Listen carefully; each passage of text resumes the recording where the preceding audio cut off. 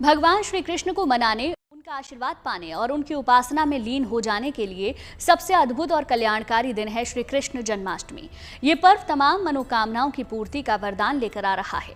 और अगर जन्माष्टमी में आपने श्री कृष्ण को मना लिया तो जीवन के हर कष्ट दूर हो जाएंगे। तो आखिर जन्माष्टमी पर भगवान श्री कृष्ण को क्या भोग लगाएं, कैसे करें उनका श्रृंगार, आइए बताते हैं आपको।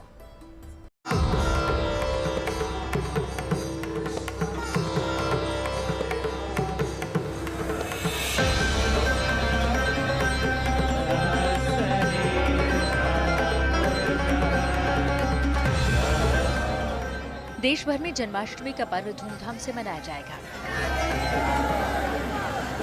लेकिन श्री कृष्ण की नगरी में कान्हा का जन्मोत्सव राजसी ठाट बाट के साथ मनाया जाता है। वृंदावन वो जगह जहां द्वापर युग में भगवान श्री कृष्ण ने लीलाएं की थी। ये योग योगेश्वर श्री कृष्ण की ही लीला हो सकती है। हालात विकट थे। वासुदेव और देवकी कंस की कारागार में कैद थे। बंदीगृह के बाहर कंस के सैनिकों का पहरा था। मूसलाधार बारिश हो रही थी।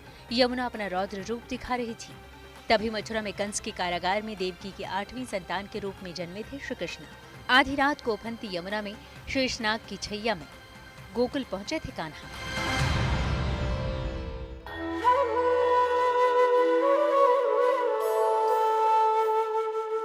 जन्माष्टमी की तिथि पर भगवान श्री कृष्ण के बाल स्वरूप की पूजा अर्चना की जाती है। इस दिन वृंदावन में एक अलग ही रौनक देखने को मिलती है। जन्माष्टमी का उत्सव देखने देश भर से बड़ी संख्या में लोग यहाँ आते हैं। भगवान के शालिग्राम स्वरूप में भगवान साक्षात विराजते हैं। उसके अलावा जो गोपाल जी का स्वरूप है वो बालक स्वरूप है। तो उनमें जो भी परंपरागत सेवा जिनके यहाँ चल रही है उनका अभिषेक करें, और अगर किसी की यहाँ सेवा नहीं है तो शालिग्राम प्राप्त करने की प्रयास करें। शालिग्राम नहीं मिलते हैं तो छोटे जो गोपाल जी के स्वरूप है उनको घर लाएं और घर ला करके उनको प्रतिष्ठित करके उनके जन्मोत्सव में विराजमान करें तो वो स्वयं प्रतिष्ठित भी हो जाते हैं। धरती पर जितनी लीलाएं कृष्ण ने दिखाई उतनी किसी भी देव अवतार ने नहीं दिखाई होंगी। श्री कृष्ण संपूर्ण जीवन दर्शन है। उनकी हर लीला में जीवन की सीख छिपी है। प्रभु के उसी मनोरम रूप को, उनकी लीलाओं को और उनके स्वरूप का ध्यान करने का दिन है श्री कृष्ण जन्माष्टमी।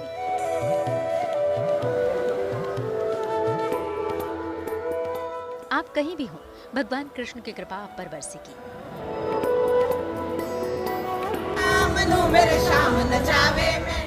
अगर आपने कान्हा का जन्मोत्सव उत्तम विधि से मनाया तो आपके जीवन की हर मुश्किल को दूर कर देंगे भगवान कृष्ण। जन्माष्टमी पर श्री कृष्ण की न केवल पूजा उपासना होती है बल्कि उनका विशेष श्रृंगार भी होता है और कान्हा को तरह तरह के स्वादिष्ट पकवानों का भोग भी लगाया जाता है। भगवान को 56 भोग इसलिए प्रिय है क्योंकि हमारे ठाकुर जी ने जब गोवर्धन धारण किया कार्तिक माह में, उस समय हमारे यहाँ 8 याम सेवा है। तो 7 दिन तक भगवान ने क्या खाया, क्या नहीं लिया, क्या पाया, क्या नहीं पाया, तो इसलिए ब्रजवासियों ने भाव रखा कि भगवान 7 दिन तक भूखे रहे हैं। तो 7 एक बार में 8 बार भगवान आरोपते हैं, तो इसलिए 8 का गुणा अगर 7 से करें तो 56 की संख्या निकलती है। तो एक साथ इन ब्रजवासियों ने भगवान को 56 भोग धराया है। यही भावना, क्योंकि भगवान तो भाव के भूखे हैं, तो भाव से ही तो वो ग्रहण करते हैं। भाव नहीं है तो कुछ नहीं है। इसी मान्यता के साथ हमारे यहाँ 56 भोग भगवान के लिए धराए जाते हैं। सजने वाली है वंशीधर की सांवली सूरत। भक्त होंगे निहाल देखकर मोहनी मूरत। कहते हैं कान्हा का विशेष श्रृंगार करने से प्रसन्न होते हैं मुरलीधर। इसलिए आज हम आपको वृंदावन बिहारी लाल के विशेष श्रृंगार के बारे में बताने वाले हैं। गौर से देखिए। श्री कृष्ण के श्रृंगार में फूलों का खूब प्रयोग करें। पीले रंग के वस्त्र, गोपी चंदन और चंदन की सुगंध से श्रृंगार करें। काले रंग का प्रयोग न करें। वैजयंती के फूल अगर कृष्ण जी को अर्पित करें तो सर्वोत्तम होगा। भगवान का श्रृंगार मोर का मुकुट है। ठाकुर जी को पीत वस्त्र अति प्रिय है। पीले वस्त्रों को धारण कराएं, श्वेत वस्त्रों को धारण कराएं। गले में हार है, मोतियों की माला है, कुंद के पुष्प हैं, छोटे छोटे पुष्प, क्योंकि वो बालक हैं, बड़ा पुष्प उन पे वजन कहाँ सहन होगा।